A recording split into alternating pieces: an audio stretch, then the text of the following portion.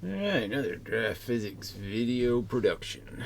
Comments and such, which will lead to some drawings and such, and some explanations and such, and blah blah blah blah blah. We'll see what else we get into.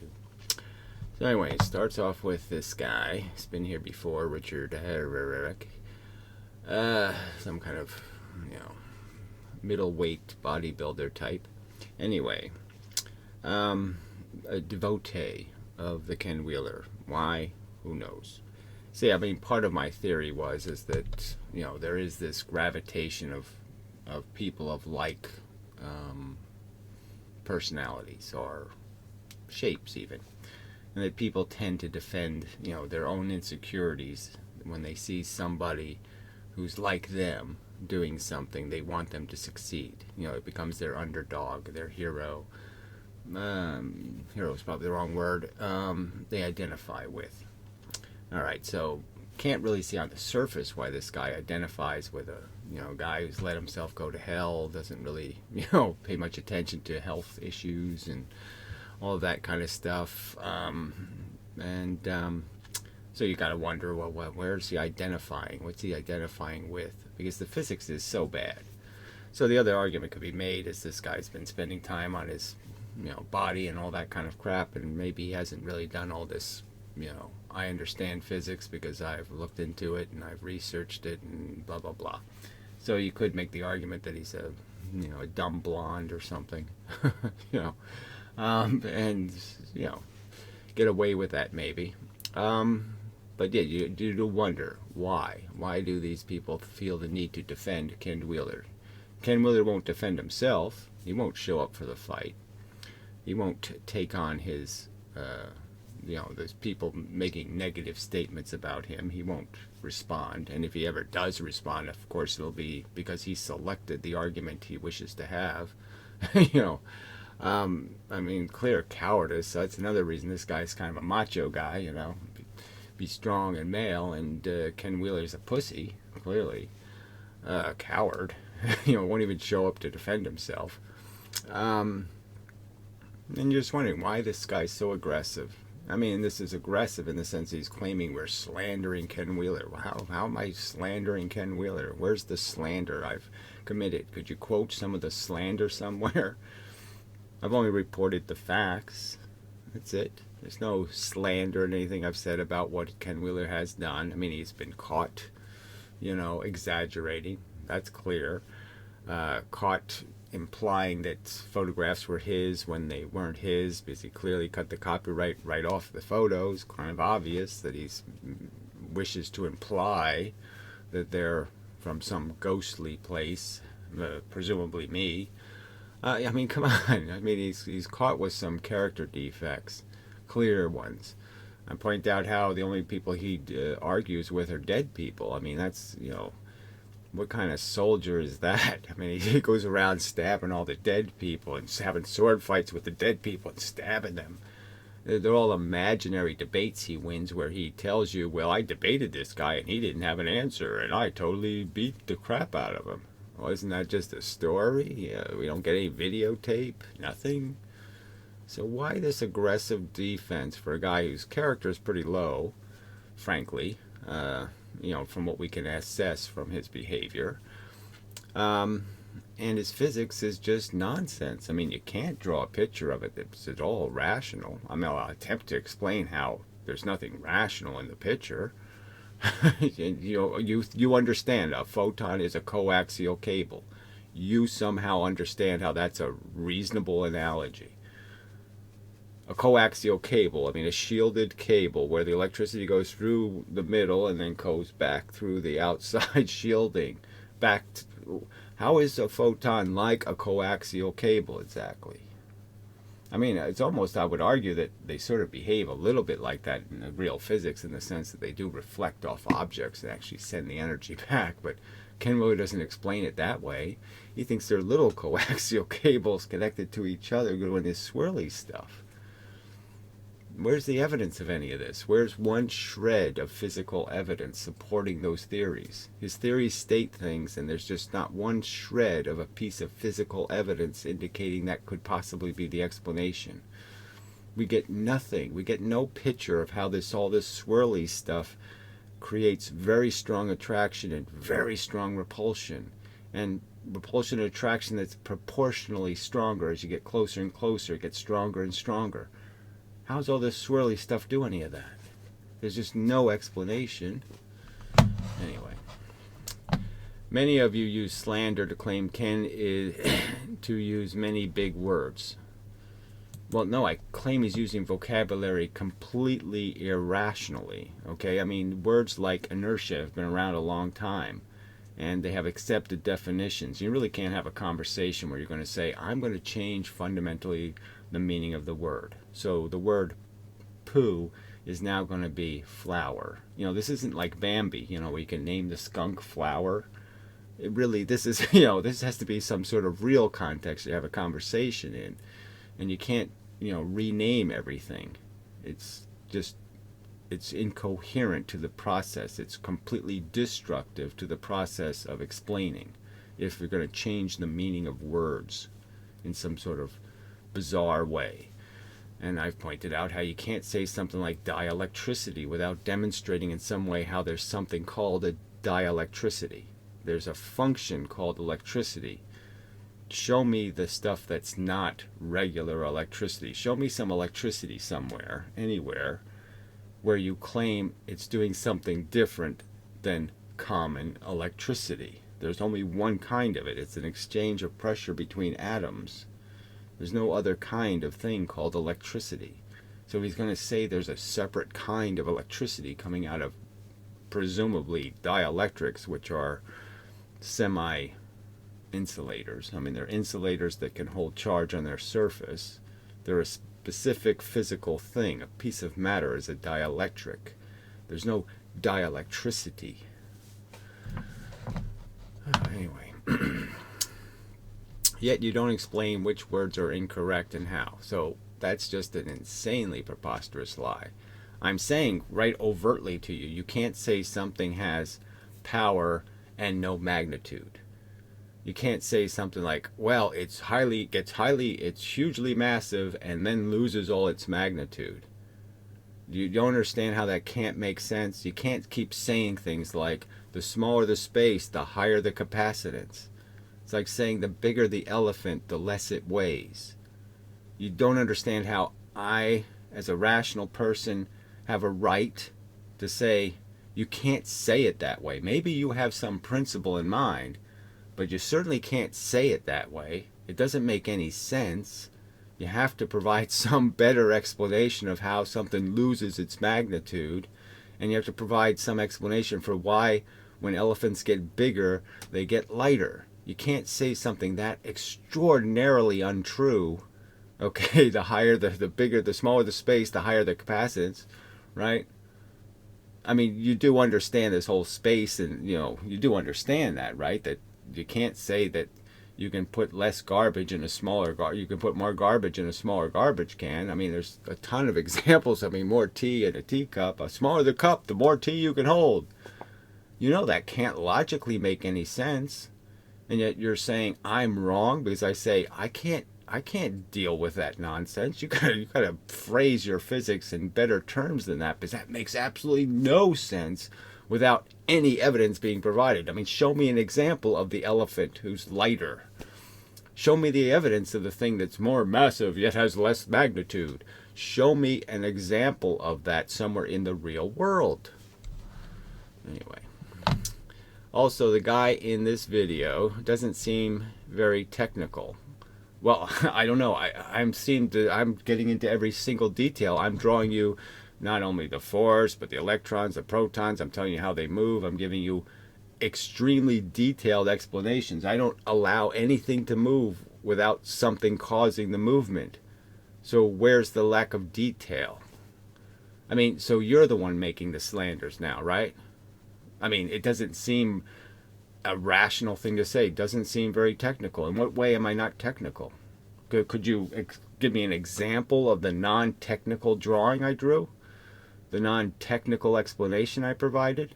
It's not a technical explanation to describe procession to you, to explain that, well, if you have a regular circle, it travels this much distance. But if I cause the circle to move in a direction, the actual distance that the circle travels is now lengthened, and so it takes more time, okay, for it to get to where it was going. And so as it processes, I'm covering more distance. The more distance means the circumference of the actual circles being created is longer. It's more distance. It's going to take it more time at the same velocity to travel that longer distance.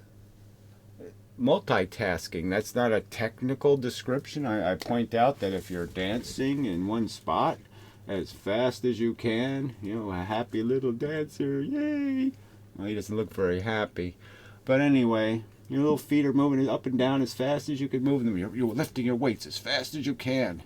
And then I tell you to lift the weight up here. You don't understand that you can't go that further distance without it taking you more time. That somehow you're going to have to compromise one thing to do the other thing. So if you're dancing in one spot as fast as you can, and I say, well, now you have to move to your left while you dance, you can't understand that that means that you have to pick up your foot and move it over here, and you have to pick up this foot and move it over here, and that's going to take time from your dancing. That's not a technical argument. It's not technical enough.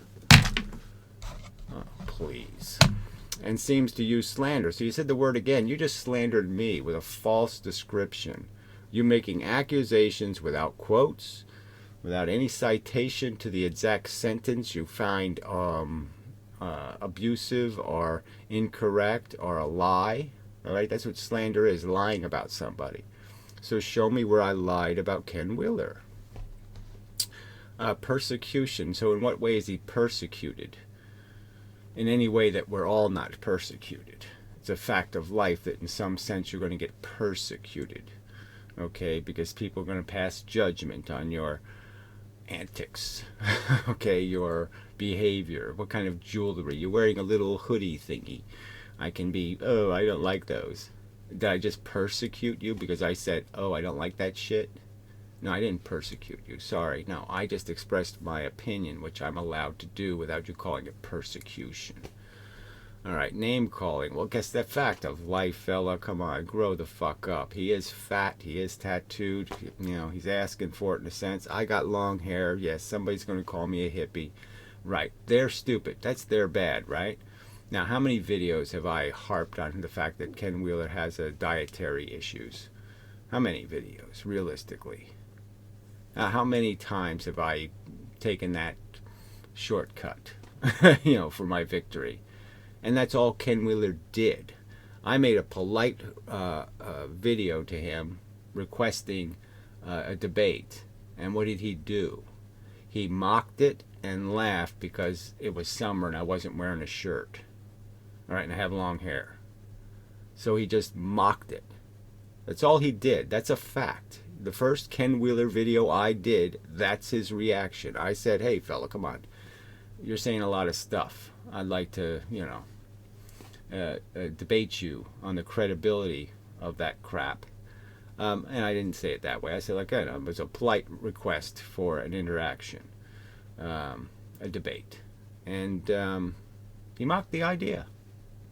He doesn't have to debate anybody. He's above it. He doesn't have to counter any of the arguments being made. So again, you're the one. You're the abuser. You're the persecutor. You're just constantly lying. Okay, rhetoric to win his argument. So again, that's Ken Wheeler's only a weapon. All he does, again, he just picks on dead people, puts words in dead people's mouths. He'll tell you what Tesla said, but he won't tell you everything Tesla said. As soon as Tesla starts talking about the universe being made of particles, the ether, he's not gonna quote that piece of Tesla. So he selects what he likes. He quote mines the dead, and he'll never take on a live adversary. And you applaud that. And you'll call people who call him out on that, you'll call them persecutors. I mean, come on. You can't figure out how you're full of shit. All right. You all don't understand the terms convergent. Well, that's not such a bad word. No one. Where does Ken Wheeler use convergence? Okay, because that's fine. All right. I mean, lots of arguments can be made I use the word all the time. That's not on the list, and divergent certainly isn't. Now, when you get to the centrifugal and centripetal, well, now we got a problem because, you know, why should I accept your notions, right? So we had this whole thing with the Einstein's gravity, right? Now, I agree that Einstein was full of shit. Ken Wheeler should say Einstein was full of shit in the sense that these are not answers to questions. So we have this dilemma, like we have the sun here, right? And then we have the earth going round and round and round and round and round. All right. And everybody said, hey, you got to have an explanation, right? So, I mean, Newton said, I don't got it. I don't have any, can't tell you why the hell it's doing it. But what I will tell you is this force that this earth absorbs, it will be completely proportional to its mass. So if I make the mass big, you know, make it really heavy, it means it'll absorb more of this stuff. Okay, whatever it is. Whatever the stuff is that makes it happen, it'll absorb more based on how many masses it has, how much mass it has. And now we know that mass is atoms, and atoms are electrons and protons. So it's really how many electrons and protons it has. And that'll decide how much of this stuff, the force, whatever you want to make it out of. And so it'll always be proportional, and it's be a force that's going to keep stopping this from doing this. All right, it has a velocity, and it wants to move in a straight line. But it's being added. A new force is being added. And that's what Newton said. I can tell you what it does, okay? And this is what it does, basically. All right, so there's an explanation, sort of. Now, Einstein blows that all up and just says something silly like, well, this is just bent geodesic, okay? It's just magical bent stuff. And so we don't have to explain that somehow the mass proportionally falls into the geodesic. It falls into the sun in some dopey way. Now, in 3 dimensions, there's no falling, so none of that makes any sense. It's clearly a convergence. That is, everything goes in a pretty straight frickin' line right for the center of the mass. Okay, so that's what's really having is a convergence. There it is, all converging. And so, yes, regular physics is lame. Okay, it has no rational explanation. Now I've provided you a rational explanation. There's actually a force that's causing that convergence, and the force is made of everything, everywhere. So yeah, everything's getting hit by the force. So if I put you alone in the universe, you'll get hit by the force. You'll reflect the force back, and everything will be happy. You'll just sit there in the middle of an even force from all directions. Now, if I put something else in there, guess what? I create a shadow. Right? And the shadow is a lack of the force now. So Ken Wheeler says that a shadow is some sort of real thing.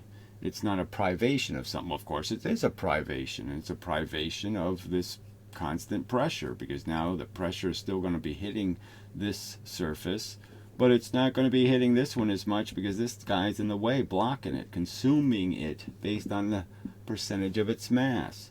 And so this guy here is also got the same problem. He's not going to get the force on this side because this guy's consuming his mass's worth. And so there's going to be a shadow in here. There's going to be a low pressure. And me and Ken Wheeler might be able to agree on that. But he won't even have the conversation to point out where we would agree. Because he's a coward. Because he knows my physics is going to look a lot better than his physics. So the point is that Ken Wheeler wants you to believe in all this centripetal and centripetal and all this wooey bullshit. All right? And so the simple argument to you is, now I've given you a rational reason. There's an actual thing that makes things move. Things don't move for no reason. Ken Wheeler wants you to believe that there's this whole tornado thing coming out of a magnet, and that this is going like this over here, and this is going like this over here. All right? Arrows, you know. And that there's another tornado centripetal here. Well, how does that make anything happen in the first place? It can't possibly make any rational sense how this is something that makes things attract and repel. But beyond that, what's causing all these bent lines? What's causing anything to centripetally do all this crap? So you're just saying to me, oh, I can create lots of solar systems. Lots of stuff can spin around other stuff. So there's stuff spinning around here, and there's stuff spinning around here. Well, what the hell is making it spin around?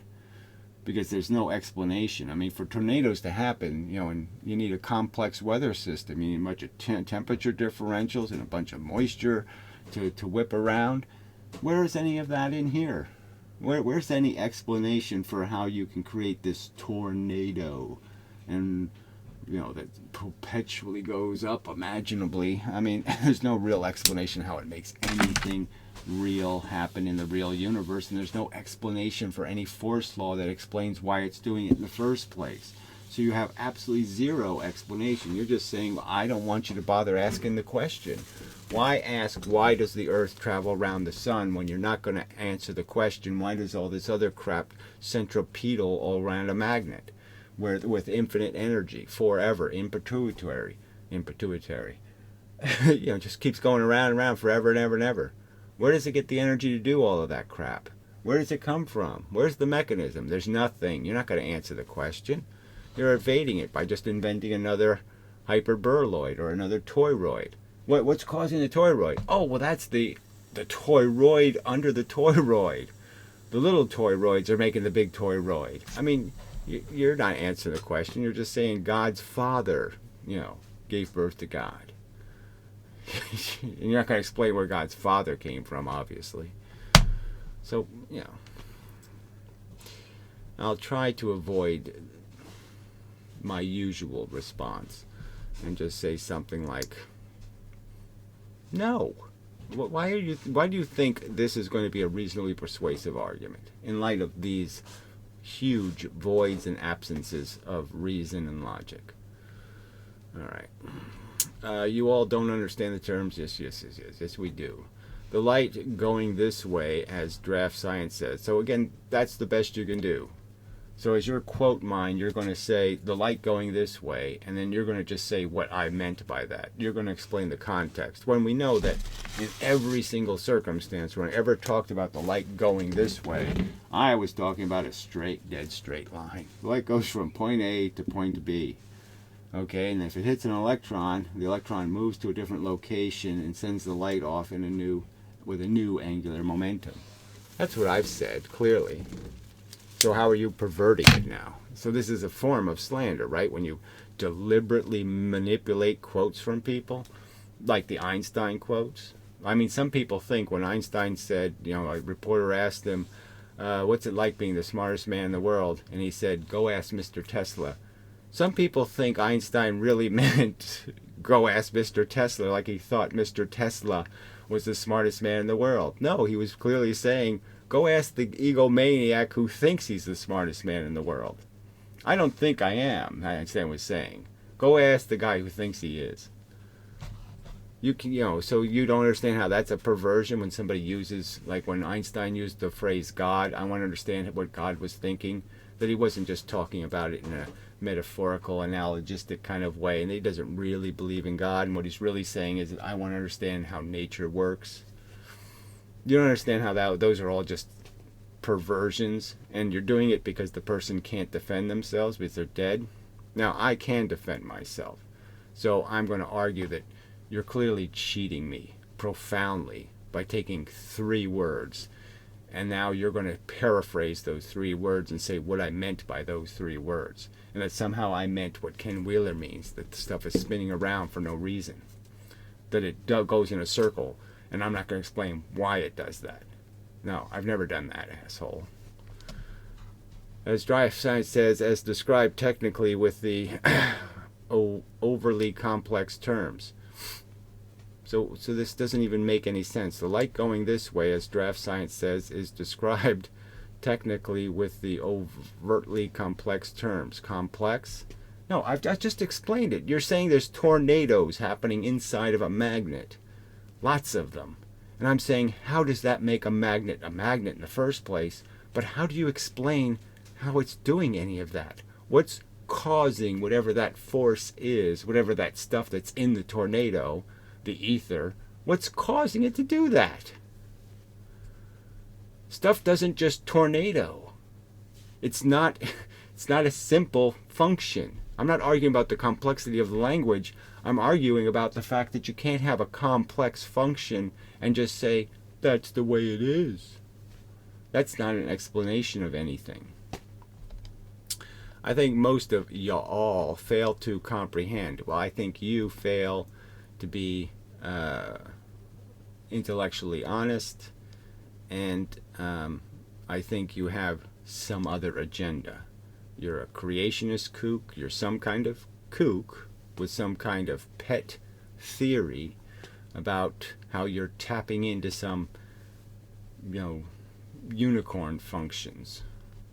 You guys use terms like this way, that way. Yeah, arrows, things have to move either right or left. Yeah, so I use words like right, left, up, down, forward, back. Ones that are in the real three-dimensional universe. Imagine explaining a complex toroid versus a trajectory. And again, what is that? How do you even combine these two words? Toroid and trajectory. Where do you so again, you have no hope of explaining what you just said, drawing a picture of it. Complex toroid versus trajectory. What's the how am I supposed to use that sentence in any constructive way? How are my neurons supposed to react to that gobbledygook?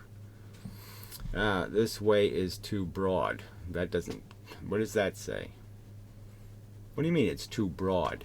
It's the simplest thing in the world. A straight line between point A and point B is the simplest thing in the world. How can you say that's too vague? No, that's as simple as it gets. I can't explain anything simpler than that. There's no need to. I don't have to explain why the line is straight. You have to explain why the line is crooked. You don't get the distinction here. You're saying that my brain should natively understand that somehow the photon coming from billions of light years away is somehow really doing all of this on its travel. It's swirling and dirling and all kinds of crap. And I am the one breaking reason by assuming it's a straight line, because it ends here at the coherent point and all of them line up properly and none of them are new positions and none of them lost their place. People, you can't see how this just sounds so dishonest. Like what are you reasoning that you think you have some right to preach at me, okay, when you're providing nothing as an explanation? I mean, it's totally incoherent. I can't make any sense of it at all. And I'm telling you that quite honestly. I can't make any sense of it. Terms like linear. I mean, again, he doesn't say linear. He says circolinear or whatever he says, right? He never says the word linear alone. He always says geolinear or some other kind of adjective he places on that word. Like somehow you can both have a straight line and a crooked line at the same time. Things that just don't make any sense at all. Linear degrees, convergent, divergent. So again, he doesn't use those words in any coherent way. Divergent means things that are spreading, right? Okay? And convergent is just the idea that it's coming in the same way. So it's just thinking about a light bulb is producing light. Well, the light's diverging from the source, right? And this is the whole argument he's made about laser beams. Like somehow there's a difference because there's a 5-watt laser is somehow doing something special. The only thing it's special it's doing is it's stopping the divergence. It's saying, okay, let's produce light in just one beam instead of spreading it all over here. So of course this light will be more concentrated. No surprise. You don't see how he's being I don't even know what I mean, just breaking reason by implying that there's some way we should think that it's a surprise, that if I'm spraying water from a hose and it's spraying, all over the place, that somehow the water has less impact than if I focus the water into one little stream and hit you with it, that it's going to have more impact on you. That somehow should be a surprise to us.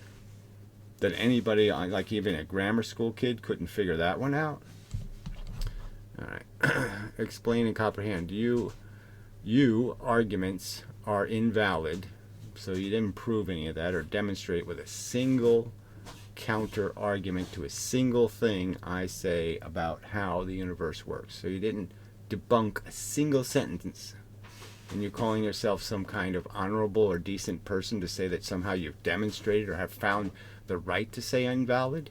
Why are you saying it's invalid? It's like a Muslim telling a Christian your religion's invalid. How could this mean anything? unscientific. So again, you're the one saying it's the scientific way is to redefine words, to create fake ideas of something called a dielectricity.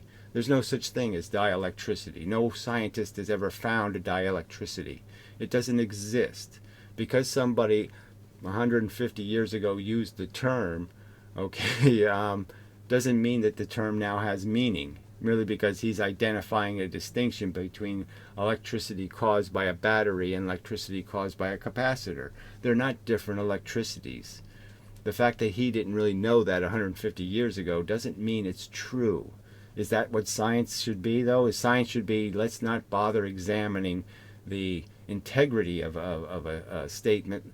Let's just make it golden and just preserve it through all time. And that's kind of what you people want to do, right? You all want to go back to Atlantis. You think there's some special world back in the past, right, where, you know, maybe you're all semi-Greek or something. You have some sort of Greek heritage, and so you're all horny to get back to the good old days or something, and you think all you people invented thinking, when obviously you didn't do it very well because you failed colossally and everything about your civilization fell to pieces, but whatever. And then you say emotional. Well, don't you think this, using these terms, slander twice in the same video, a preposterous exaggeration that you didn't back up with a single solitary quote, not a single quote of where I slandered Ken Wheeler. All right. So I've given you your fair due here, all right? And I'll give you one more chance, but if this is the best you can do in making an argument, you're going to get blocked, all right? Because you didn't make a counter argument to a single fucking thing I've asserted. Not a single thing I asserted. And you lied about what I've done. Again, I don't have any problem with the word convergence or the word divergence. When somebody starts saying rectilinear, yeah, well, okay, I have a problem with that. You can't, circolinear, you can't do that. That's not a real concept. And when somebody turns the word inertia into meaning something, you can have some sort of counter-spatial reverse inertia or something. Yeah, I'm going to say, no, you can't use the word in that context. The word has a vague meaning in regular physics already, and there's no point in adding more complications to a word that's already misunderstood. All right. In other words, things don't resist movement. I mean, this word inertia is being used to somehow say something has a resistance to movement. It's not resisting the movement. It's just saying you have to push me. I'm not going to go unless you push me. I'm not resisting being moved.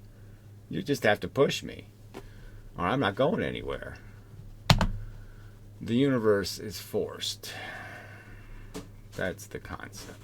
You have to explain where the force came from. Why is it there? How does it function? And there's none of that in Ken Wheeler's wooey coaxial cable gibberish. Alright, perv action. I don't think I remember this. Oh, yeah, you delete something and it just does this. It takes you backwards instead of forwards. Irritating. Alright, so here's another preachy douchebag. Sorry, but... KT. Gravity acts on both proton and the electron of each atom. Now, there hasn't really been anybody who's asserted that more than I have, right? Look, I think I coined the phrase, gravity is a nuclear force. Now, I've said it at least 46 times in my videos. At least 46 times. Gravity is a nuclear force. I've clearly pointed out it has to do with the bits inside the atom. You have to move the electrons and the protons. They're the bits moving. They're the bits that are matter. They're the mass. The mass moves. They don't move because you move the atom. They move because you move the electron and you move the proton, and you had to apply a force to move them. I've asserted that so clearly. And so this douchebag shows up who hasn't obviously paid any attention to the videos, making an argument that clearly is not only just patronizing, but clearly I'm even more of the devotee. So this is like the congregation preaching to the minister. I mean, I'm the one who's read the Bible, asshole. I mean, I've now written it. You know, gravity acts on both proton and electron of each atom that form the atoms of the material. And I want just a big screaming duh. Okay, which is why a bowling ball and a feather fall at the same rate. Well, actually, it's not the reason why. The reason why is because they obviously engage whatever the force is based on their mass. So the more electrons and protons they have, the more force they'll consume. All right? And they'll end up moving the same speed proportional to the fact that they absorbed more force. But it's the absorption rate of the force that's moving them. If gravity as a wave, which I don't believe there's any rational way to understand it as a wave. How do you wave gravity? So even this part's hilarious because there's no wave in Einstein's theory. Gravity's not a wave. You know, all the other quantum mechanics has the wave issues. Gravity doesn't have wave issues. That's why the two frickin' theories aren't really compatible, because you can't find anything about gravity that isn't pretty dead straight on. Drawn rationally, okay? When the highest paid physicists go to teach, okay, Einstein's theory, this is how they draw it. The mass is here. There is a anti-divergence, okay, of what you could think of as a fluid, okay, this anti-divergence heading for the center of the mass and basically moves the little bits of mass along this fluid moving into a drain coming from a infinite waterfall. So the infinite waterfall produces a fluid. The fluid flows across a flat plane and falls into a drain, and everything just gets kind of washed with the fluid based on how heavy they are, how much mass they have, how big a sail they have, how much they're pushed by the fluid. That's how it's explained. With the real money people, that's how they explain Einstein's theory. There's no wave in there. If gravity as a wave acted on groups, so again, how do you act on a group? How do you act on a school of fish? Oh, you have to hit the individual fish, don't you? Yeah, there's no way to act on the group. You can only act on the fish. Oh, shit. I mean, it's right on my website, the fish. I mean, come on. They're the protons and the electrons. Something more than just an electron-proton. So, of protons and electrons. So this sentence doesn't make any sense, right? If gravity acted on groups of protons and electrons that form the atoms of matter. So again, why even bother? It's already a fact that they act on the protons and the electrons. They can't act on a group. At the same time, then objects with a higher material density would fall faster in gravity. No, they wouldn't, because there's no reason to believe density has anything to do with it, in the sense that it's really just about the number of atoms. So clearly, if there's so much gravity coming in, all right, it doesn't matter how much density I create. Now, let's say I put a whole bunch of atoms in a row here, right? You could sort of understand that, well, yeah, if gravity hits this one, well, then it hits this one again, and then it hits this one again, and then it hits this one again. It's going to transfer to all these others, because we already know these electrons, right, all hate each other. So they would all proportionally absorb the force of this first one. So the first one's going to move the second one, it's going to move the third one, it's going to move the fourth one, it's going to move the fifth one. It would just cascade through them. So it doesn't matter. Each impact will be momentum. The momentum can either travel with the electron, can travel all alone, never hit a damn thing. The momentum still travels. Or the momentum can hit 10 other electrons, and it's still going to go straight through. So this is just Newton's cradle, right? I mean, it's just Newton's cradle. You can understand. I put 2 balls in, 2 balls come out. I put 1 ball in, 1 ball comes out. No problem. So density is irrelevant. Mass is all that matters. Density matters in terms of what kind of gravity you're going to create, okay? Not how gravity acts on you. So somebody else's shadow, somebody else causing a gravitational difference that is changing this perfect field of just you being the center of the universe. Something comes up to show ups and to mess up your perfect little universe where everything was nice and neutral. Well, something else. So that is affecting you. That's changing your field because you're not going to get this stuff anymore, right? You're not going to get your share of crap coming from this way because this asshole's in the way. The other thing that's happening is you're doing the same thing to this asshole. You're changing his reality. You're changing the world he sees. Now, density matters in terms of how you will affect somebody else. Density doesn't matter in how you are affected. So I could break you into a bunch of little tiny pieces and it just won't matter. They'll all travel the same speed and they'll all move in the same circle. So it doesn't matter your density, how your field has been disturbed isn't affected, okay, by your density. But the gravity you create is going to really matter if you're broken into a bunch of little pieces.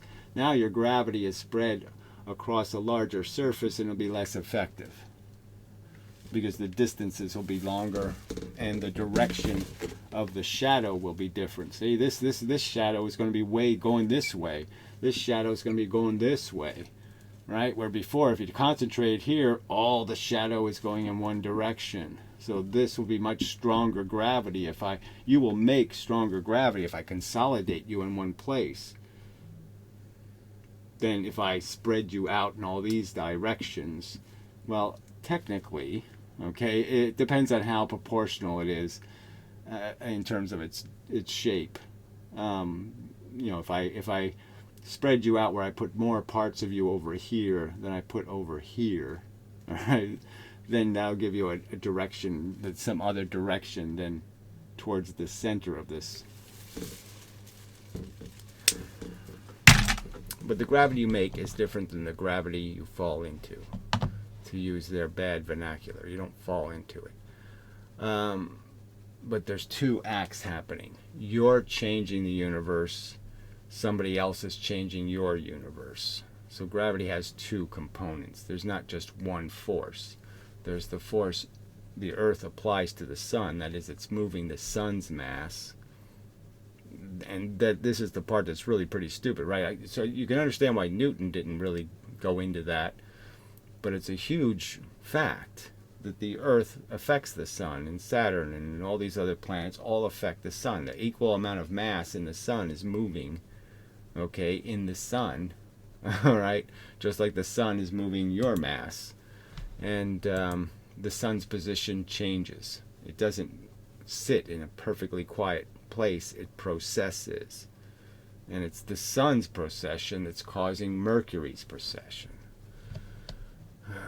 And frankly, the experts sort of think, at least I've seen the debates, that Einstein's field equations are basically sun precession equations. They're really just talking about changing the position of the sun. And that's changing the position of Mercury.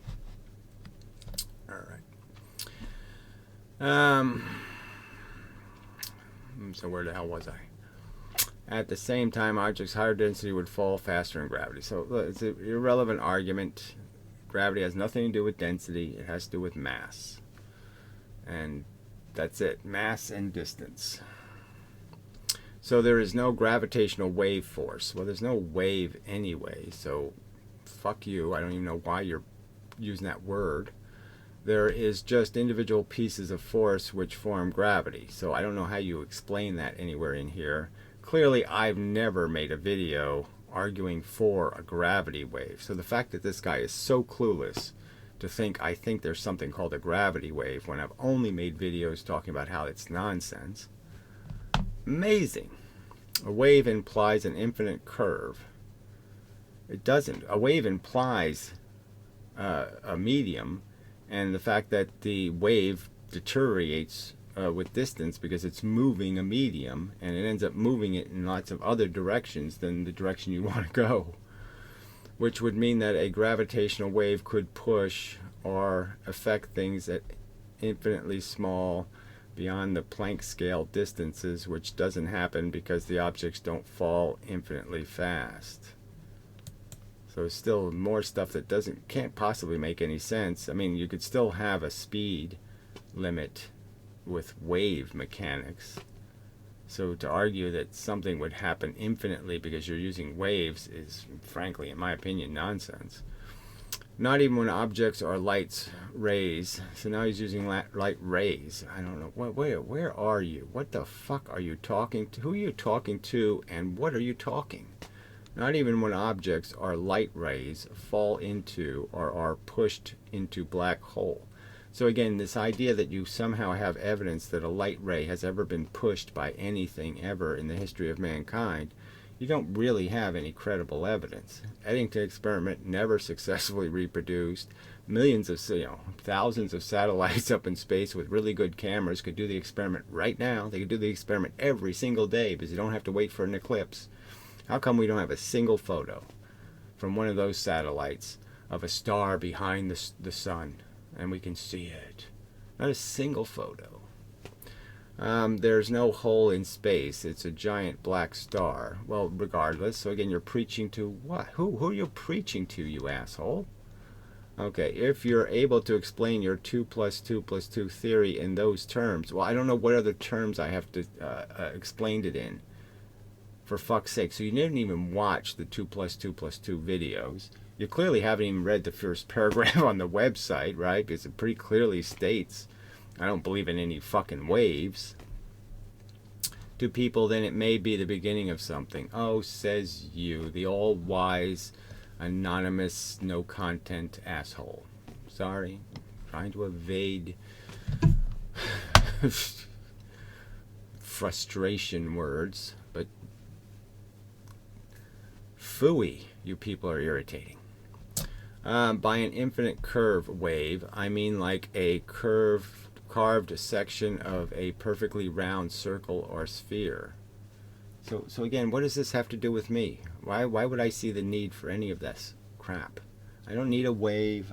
Waves are made out of soldiers. Okay, you can have a wave of soldiers. You can have a wave of bullets. It's made out of individual things that are really doing the work. The wave is an emergent function, and it's not even a function. The individuals are still going to do the work. The bullets are going to do the work. The soldiers are going to do the work. The wave isn't going to have anything to do with anything. There's no such thing as an infinitely round sphere. So this is more nonsense. Like, who cares? Yes, I've said exactly the same thing. That the reason why you can't resolve pi is to resolve pi would be to concede that there is such a thing as the fundamental, the first circle, the smallest perfect circle. And the truth is, it's not going to be a circle. It's going to be some sort of trizipizoid or whatever. The geometry on the smallest scale is probably square or triangular. It's got lines in it, It's a straight line is the core to the whole damn thing. The straight line, what makes the nuclear circles is just the fact that force radiates at this from a point in some random direction, and randomized, let's just say, and that there's essentially an infinite place. You could place these lines in an infinitely there's an infinite amount of theoretical space between the lines, and so in a sense you're just going to create a bunch of dots, and that's going to be your circle. But yes, on the smallest scale there's a point where you can't get these two dots any closer, and that's where the infinity falls apart. There is no one, because there's a Planckness to it, and so that's why pi doesn't have a resolution. Anyway, gravity as a wave would have a higher force density. Well, let's see where we're going here. There's no such thing. It's infinitely round sphere. There's only a perfect sphere. There is only as perfect of a sphere as it is formed down to the Planck scale. Duh. So again, who are you preaching to, you cunt? Oh, damn it. All right, retract that. In other words, the edge of the smoothness circle or sphere is Planck scale pixelated. Well, in other words, least, the word I have used. Okay, it's a term everybody's seen with fonts in the old days, and they were all jagged. That's right, because the font's edges are made out of straight lines. So I have used this word many times, least. Gravity as a wave would have a higher force density than compared to a force density of gravity as individual pieces. Quanta are quantums. Well, you can't get away with calling them those things because somebody will make fun of that. And so try bits. That's what I've turned it into. Little force bits. Force bits. It's right in the web page. Because gravity as a wave would also have to encompass or occupy all of the tiny Planck volumes of any given volume of space. They can make their waves out of anything, and it really doesn't change anything, right? I mean, soldiers, bullets, quanta, they can still say they're waving because you sent a bunch of them in the same sort of direction at the same moment. As soon as I send a bunch of stuff, all right, look, they're calling this, okay, a photon. It's just a quanta of energy at a precise interval, right, at a precise period. That's all it is. And if I send a bunch of those, like a radio signal all at once, I'm sending a whole bunch of them, right? So the radio thing is throwing a bazillion of them all at once, and then nothing. And then a bazillion of them all at once, and then nothing. And then a bazillion of them all at once. Now they're going to call that a wave because it's a whole bunch of them coming. And so it looks like a wave. It looks like a wave. But it's not waving. It's individual bits of force. So your argument that somehow they can't convert particles into waves, of course that's all they keep doing. They keep saying, no, the wave's made out of ether. So you don't even get their silly wave argument. You're not even arguing the right argument.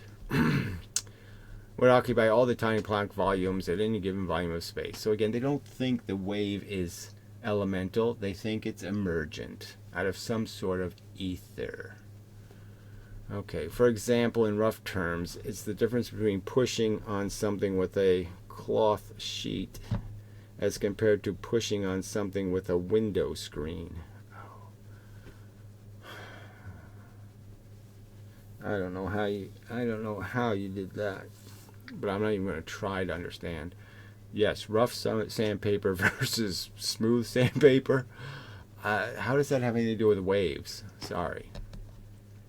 The window screen will have a filtering result.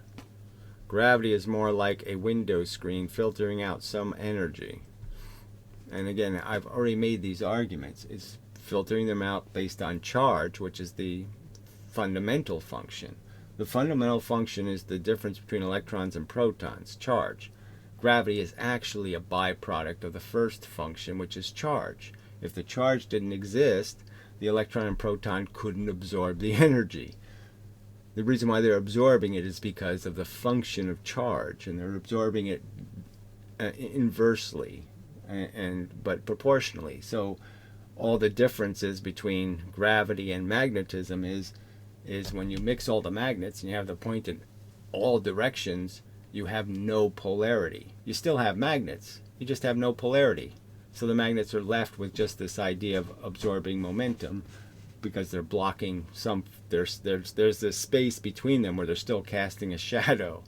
So when you put two magnets next to each other, they're still doing gravity, in the sense that there's still going to be more force coming in this side of the magnets than in this side of the magnets.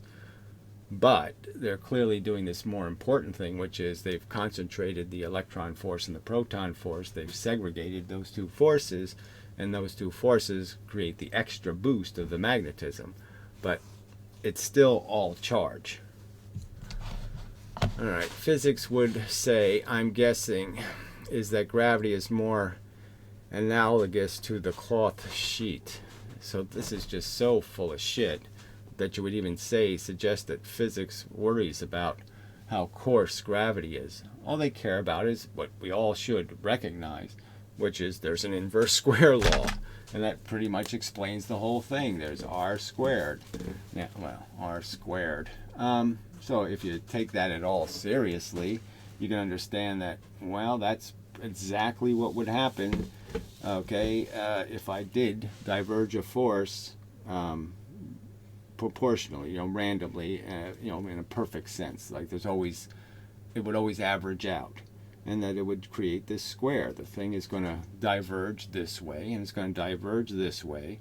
And when you add those two divergences up, it's r squared. That's what the r means. So as you move, this gets 4 times instead of 2 times, because it's moving away from each other in 2 directions. Okay? That's 3-dimensional physics. Requires there to be an r squared. Because things don't diverge just this way, they diverge this way when they come off of spherical objects. Well, when they come from spherical points in space. So anyway, I have no idea why you posted this stupid comment. How is it relevant to any of the physics I've argued? You basically suggested somewhere in here that I believe in waves, which I don't believe in. You suggested I believe gravity affects atoms. It doesn't affect electrons and protons, which I've never stated. So what the fuck are you talking about? I mean, why did you post this comment? God, you just... I'm sorry, but you don't see how I have good reason to find this profoundly irritating. So here he says, seems to make sense. And then he posts this stupid fucking comment. I mean, maybe in the comment he was making the devil advocate argument for the other side or something. But I won't even go based on your rationale, because your rationale doesn't really account for the fact that waves are real things. I mean, waves really do end up existing. Okay, there really is this concept of a wave of soldiers. I have all the soldiers, I have them leave the foxhole at the same time, and it's really going to be a wave of soldiers. But wave isn't going to mean anything. The dynamics just has to do with the fact that this soldier's moving, this one, this one, this one. It's a straight line force, and the soldiers have no reason to do all this diverging crap. So they're going to be a laser beam of soldiers. But whatever. Wave is meaningless. Frequency means something, okay? Period means something. Yes, between impacts. That's what means something. All the wave shit doesn't mean anything. The only part that means anything is that there's a period and things, generally speaking, go from point A to point B in the most efficient way possible, which is a straight line. Oh, anyway. So we already did that. Okay, so that's it. I liked hearing your thoughts on Holiday. Well, whatever. Blah, blah, blah, blah, blah. Yeah, so maybe, when's this? That's not what I'm looking for. Where's the magnet video? I wanted that one. This one's, yeah, there it is. So I was thinking, just to clarify the other video I made. I mean, it's, like I said, it's not a completely uncomplex subject, and it doesn't need kind of an in-depth analysis to figure out whether any model, what might be missing, from the explanation. So here you have the magnet, and you're going to swing. I mean, here you have a hunk of copper, and you're going to swing a magnet into it, and let's just say this is the north side of the magnet.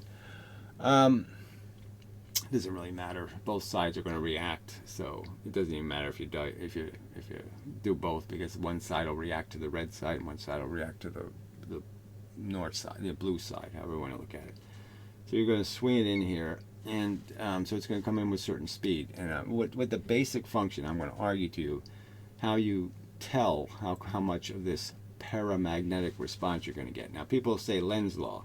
Well, I'm saying Lenz's law can't work unless you're working with a material that is a conductor, and that it's always going to be a paramagnetic function, this causing of the same magnetic field being produced that you're moving something into. So you're going to be moving this object in. So if you thought about it as a light source, you're moving the light source in, you're getting it closer and closer. That is, you're hitting more and more of its surface because you're moving it in, so you're changing the rays. Okay, so the rays would be like this. There's little rays that are actually hitting locations.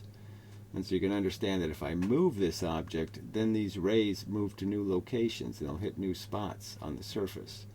Now it's so dense that you can't, it's hard to imagine that there's a billion zillion little rays going in between those two objects, but there is. On the nuclear scale, there's this huge number, okay, of potential lines.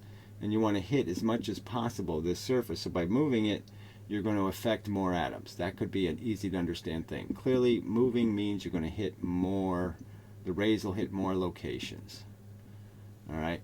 And the idea is, though, is that what's causing the magnetic effect? Well, the magnetic effect is being caused because when you create this pressure, so when you shine this light on the atom, let's just say you expand the atom gets bigger, just for the sake of argument. All right, and if you're shining the other light, the blue light makes the atoms bigger, the red light makes the atom smaller. Okay, so these are your two choices. You make the atom bigger or you make the atom smaller. All right, and based on what size it is, it will dictate whether it reflects the energy coming in or whether it passes the energy that comes in. And my simple argument is what you're really doing is just creating a magnet. It's a different kind of magnet. Now, the ferromagnetic material, we know those atoms are already polarized, and you don't have to show up to do it. The iron atom is already polarized. And all you're doing when you're getting magnetism is you're lining up all their polarizations.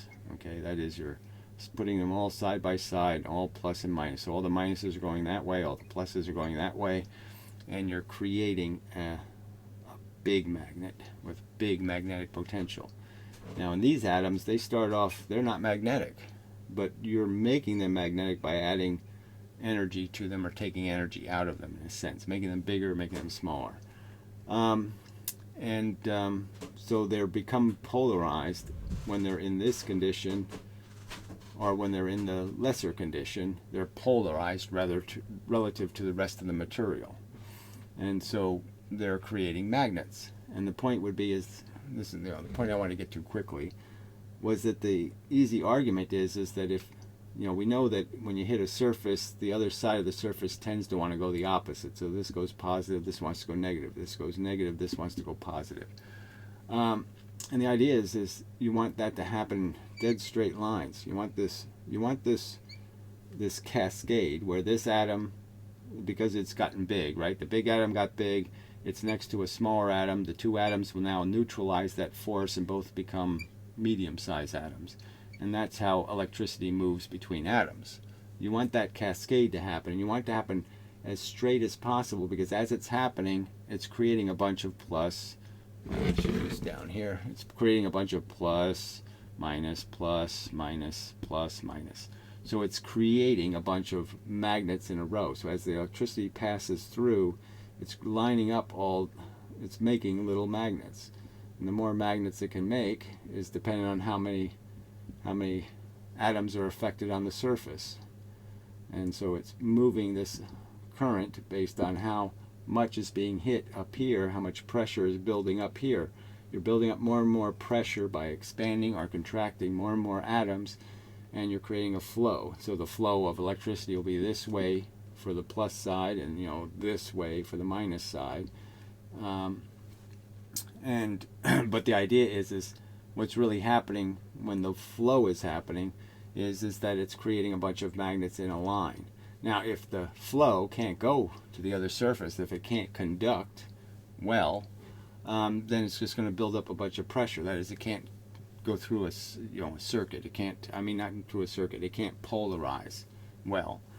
Then it's going to end up doing little eddies, and so it's going to do rectangles. The current won't move in a nice straight line.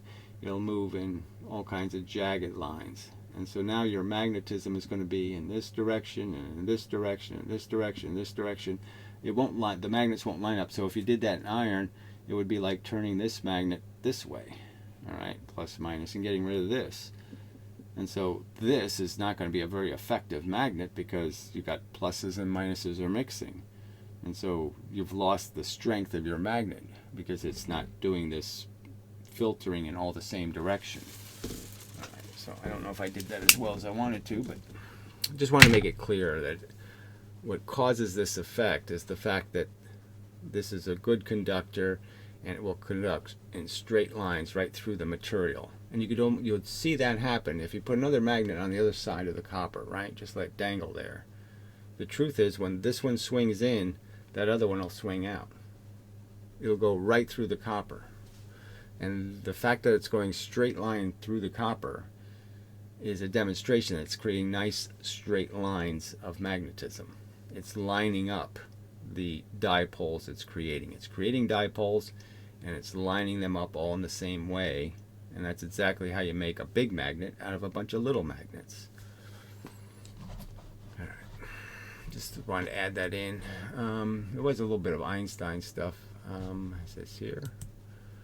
No. Maybe it's back this way. Einstein videos. No, that's that Alkahari crappy shit. Another one. I can't even get through it. It's so boring. That's not it. Where's the Einstein video go? That's my channel. Well, anyway. I mean, it's this time dilation thing. I wasn't going to play the video anyway, so I might as well just do a quickie on it. Because it is sort of annoying that, they go through Einstein's thought experiments, and, they always tell you different stories about how he first realized, and thought about traveling on a light beam. So this idea that you would travel on a light beam, you're going the speed of light on a light. And the idea would be as soon as you start leaving any place, you're leaving at the speed of light, and now you'll never see anything back there. So if there's a clock ticking back here, you ain't ever going to see it, right? So time stopped. So you can say, oh, there is no time because you can't see the clock, right? So the clock is still ticking, but there's no way for you to see it because, when the image photons get to your location, you're already over here, so you're not going to see it. You just never can see it because it can never catch up with you. So you have to go somewhat slower than the speed of light, and then you could figure out that, oh, I will eventually see the clock. I'll really eventually see it, say 5 o'clock, but I won't see it for 1 trillion years. Okay, because it's going to take 1 trillion years for me to go slow enough for that light to finally catch up to me because it's going a little faster than me. So I have to go slow for that light to get to me, slower. And if I'm just a tiny bit slower, that's 1 trillion years. If I'm a lot slower, well, then it might only take 5 years. But that's the concept. So Einstein's really not saying that he thinks light always looks like it's traveling the same speed, because in a sense he's conceding that if I'm going the speed of light, I don't see any light, I don't see clocks. And as I go slower, okay, I'll have more chance for the light to catch up to me. But it doesn't make any sense by a Lorentz contraction. So they did this silly Lorentz crap to say that it's a very disproportional effect, this time dilation. Time dilation doesn't happen in this rational way where you say, well, it happens proportionally, right? You get some here, you get some here, you get some here, you get some here, and you crash into this wall eventually, right? You run out of speed. You can't go any faster, or you have to go faster than the speed of light. All right. So to prevent this faster than the speed of light, they'll decide, well, let's make this silly line where we don't ever start at 0 and we never finish anywhere, and that way somehow we'll evade this worry about the speed of light, right? Because we'll never crash it. We'll never go across this line here. We'll never go across it. And so they use this mathematical gimmick, like somehow, so there's no time dilation here, no time dilation. Oh, there's a big ton of it here, and there's a big ton of it here, and a big ton of it here. So it all happens at the very end. So it's a way of hiding the fact that the theory doesn't really make any sense because there's no progression to the delay in, there's no rational, proportional difference. So they're basically saying, in my dancing analogy, right, where the guy's dancing, they're basically saying, oh no, I can make you go left 50 miles an hour and it won't have any effect on how fast you're dancing. And it's only going to have an effect when I make you dance, when I make you move,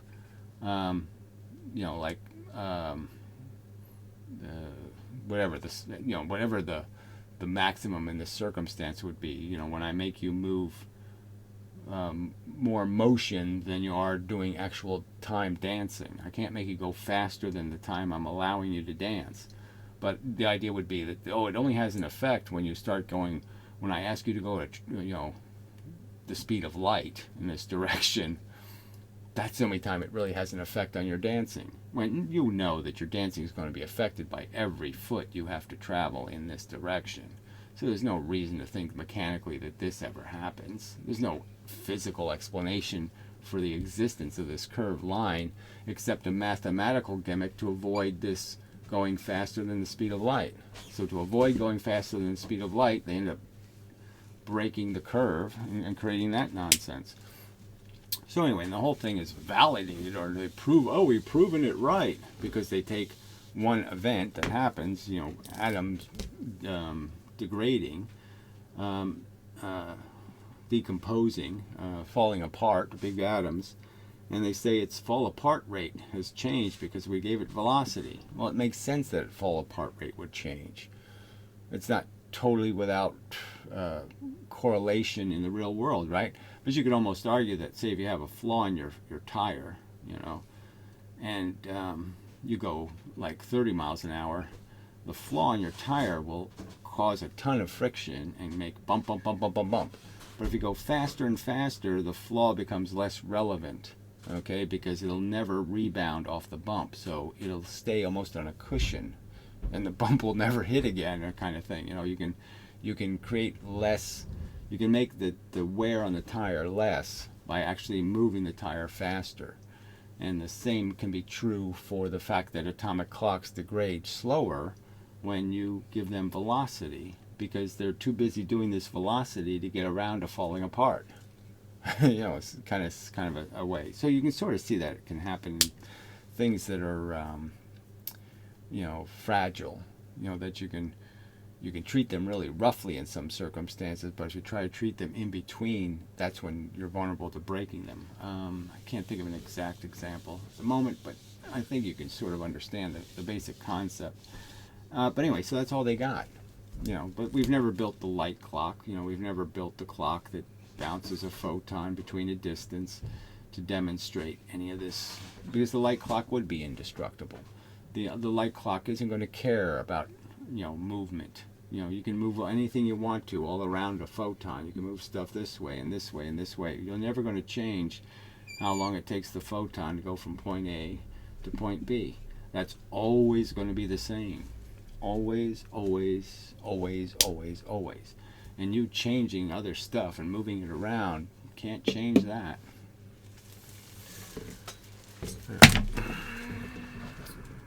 So I'm just saying there's broken logic in the stream of thinking that prefaces some of the arguments made by Einstein. You can just see them overtly, in the sense that he's conceding that the light could catch up to you. He's conceding it in a sense that if you're looking backward and I slow down, he's conceding that light can get to you. So he's conceding the argument that the light will take more time to get to you, but it will get to you. And by conceding that point, it is moving at a different speed. So by that logic, you have to concede the same point, that if I actually did go the speed of light and I turn on a flashlight in front of me, I will be going as fast as the light coming out of the flashlight. There's no way the flashlight's beam can go anywhere. It can't gain velocity on me. There's not going to be any flashlight beam. If I go a little slower than the speed of light, then the flashlight beam will in fact emerge from the flashlight very slowly, relative to my motion. I will have to move a tremendous amount of distance before I see much flashlight. And that clear implication is distance is time, and that time happened. And whether I perceive it or not is a whole separate question. Whether I see it right? I mean, whether 6 o'clock gets to a different point at a certain point, well, how long it takes the light to get to a location has nothing to do with how fast the clock is ticking. Anyway, it's just bullshit. Sorry, bullshit. Anyway, enough of the video. Till the next frustrating edition and such.